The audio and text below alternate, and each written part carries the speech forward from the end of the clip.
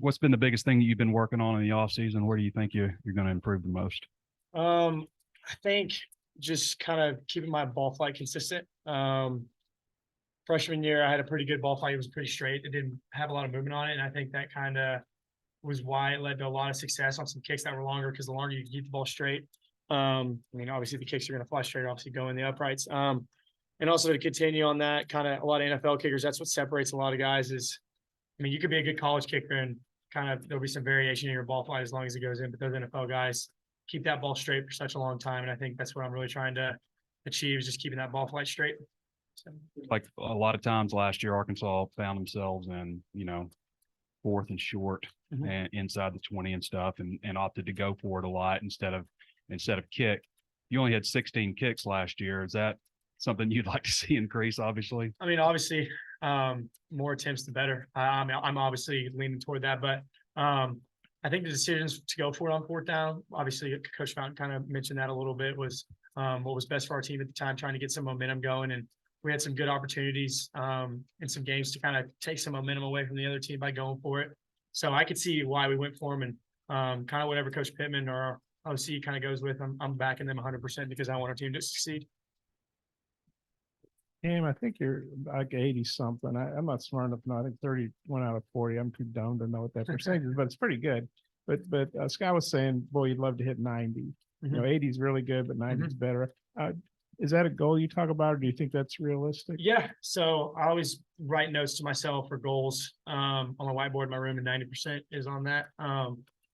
Obviously, to be an elite guy, to be put up for the Lou Groza Award, you want to be at that 90% because usually most guys that aren't 90% aren't going to be able to achieve that award. So that's definitely a goal of mine. And mainly staying consistent inside 40 is another big goal of mine. I've had a pretty good outcome with kicks inside 40. I think I missed one. It was my freshman year at Georgia inside of 40.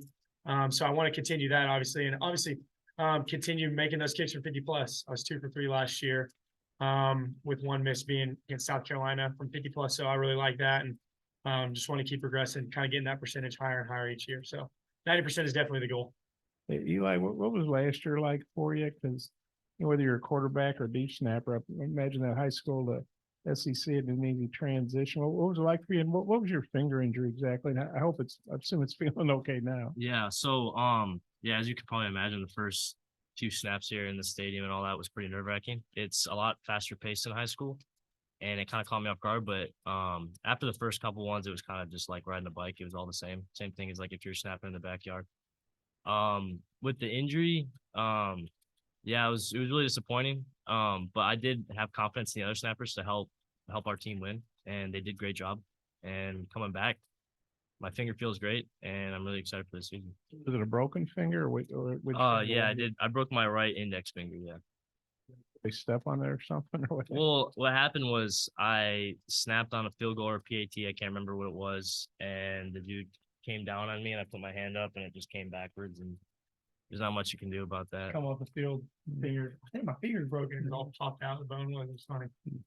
It was funny. No, not funny, but he came off the field. His eyes were just in shock, and me and Max look at each other like, "What the heck?" Well, originally they thought it was like dislocated, so they're sitting back there pulling on it. And I'm like, I don't think that's doing a whole lot. And then finally they said, "Let's go get an X-ray," and I was like, "All right." And Cam, work with Eli. What do you think of him as a snapper? And then Max is your holder now. How's that going with Max? It's going good.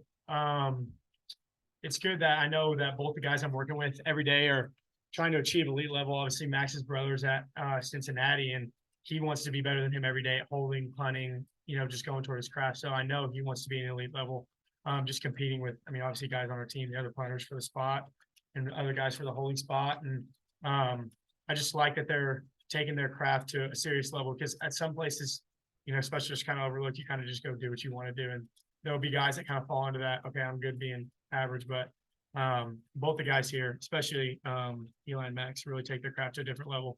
I knew Eli was pretty high ranked coming in out of high school, so I knew he was gonna, try to be an elite level. And there's a lot of pressure going in for guys that are on scholarship, especially specialists, to kind of perform. And Eli rose to that level, and he's an elite snapper. Eli, there's a lot of positive energy within the program right now. I think coaches, players are kind of pointing to the offseason work with, Coach Souders and just a different kind of emphasis on that. From your perspective, what's maybe the biggest difference where you guys are right now to maybe where you were last year? And can you point to anything in particular that's kind of led to this kind of the positivity right now within the group? I think it's just how close we've all gotten. I think the just how close we've gotten with the room. The room's a lot closer. We all hang out of football, which I think is also helping within football. It's not individuals who are just like, trying to do better for themselves, or I wanna snap good today and I want you to do bad, so I'm higher than you. We're all helping each other out. And I think it's the same thing with the locker room, with just the whole team. I think we're all working together. We're all having a good time in the locker room. We're all just closer together. So I think that's helping on the field as well. And Cam, just wondering if you've got any, new plans with your kind of relationship with the Down syndrome connection Northwest Arkansas this year. Yeah, I think I'm gonna bump it up. I'm thinking $50 a kick this year is what I really want to aim for. I think it was 10 freshman year, 20 last year. I think I'm bumping up to 50 this year. But we're still kind of continue that relationship. I think I'm gonna get with them one more time. They do what is it, first swing, or what is it, first tee? I think that's a kind of a popular thing in Northwest Arkansas. So I think I'm going to partner with them a little bit and kind of go out there and go to Top Golf and swing some around with them before the season starts. So that'll be a pretty cool little event we'll get to go to as well. Now that you said 50, you can't go back. It's public fine. record. I'm a man of my word. I'll do it. Eli, what sold you on deciding to come to Arkansas? Like Cam said, like just getting a scholarship, it meant a lot to me. It's really rare, I think, for long snappers out of high school, especially with that COVID and all that going on. It was really tough to get that opportunity. So when I got it, I took it. And at first it was a little scary because it was, like you said, I was like just right on the spot. And I took it. And but then now I realize it's the best opportunity. I'm really glad I took that. So he remembers like which ones his 50-yard field goals were against and all that. You had 2 tackles that coach is very proud of. Who were the 2 tackles again? Cincinnati and BYU. Okay. And then just what is that like on the sideline when you're the man who gets to tackle? What is that like? I don't know. I think Cincinnati was the first game of the season, and I made the tackle, and I didn't really kind of comprehend what happened. Like I got off the sideline, and they're telling me, dude, like the last snapper, I don't even think he got one last year. Like this is the first game. I was just coming back from my high school game, like where I played both ways, so it was kind of just normal to me. And then when it kind of sunk in, I was like, yeah, this is pretty cool. I was really kind of got to sit in that. That was awesome. Eli, it's probably in your bio, but what positions did you play in high school on the offense and defense? I played tight end and defensive end. They switched me to like outside linebacker. I was kind of all over the place. I graduated with 60 people, so our football team was pretty much whoever could do whatever was doing it. So I know specialists, you guys, it can be a lonely job, like if you have a bad stab, miss a kick. We know Max had some real good punts last year, but struggled with consistency. How do you think he's doing, and what's your all's thought on how, Scott was saying a freshman year can be tough on guys, and he expects him to take a big jump this year. Yeah. I think people got to realize at some point, Max was a guy coming, I don't know, however many thousand miles away from a totally different country, never stepped foot on a real football field before.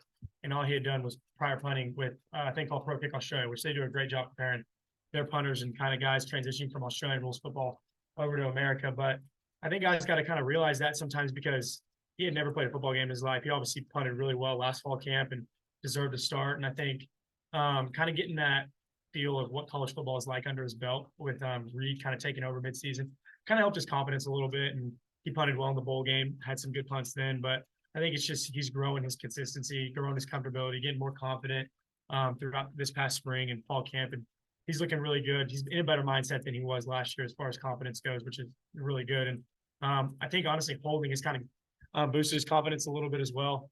We were talking after the bowl game after we beat Kansas. He was like, man, that holding on the field, just kind of being on a college football field, feeling that little bit of pressure gives him confidence when he's going out there. And I'm sure Eli's been snapping really well so far and kind of getting it right on his hip. And I think that's probably giving Max a little bit of confidence too. But I don't know. Yeah, I think Max for sure, his confidence has grown. He's just been stacking good days on good days. And I think also with that experience of just, being on the field and getting that last season, I think coming into this one, he kind of get that mindset, like, it is no different than practice, and he'll be able to just go out and swing his leg the same as he would any other day. Eli, you're from Wisconsin, Brett Good. You probably know Brett. He was a great Packer. I think he's in Fort Smith, back in Fort Smith now. You know Brett at all? Do you guys talk? And if so, what's that been like? I haven't been able to really get any work with him, but I did meet him at a camp, and I've met him a couple times at the facility, and he's a really nice guy. And it's always his Super Bowl ring always catches my eye, especially being he played for the Packers, my favorite team, you know. So, yeah, man, he's for sure like he's there. He's done exactly what my goal is to do is play for the Packers and play, get have a long career. So it's really cool. I guess Max didn't hold to the Liberty Bowl, and you obviously missed that because you were hurt. So this Western Carolina game, assume that you three guys together, which I think will be the first time you all have actually done it in a game. How do you anticipate that going and moving forward? I think it's going to go great. I think just even operations today, it's all just been super smooth. It's almost, I feel like it's been as smooth as it's ever been, honestly, and it just feels really confident with me.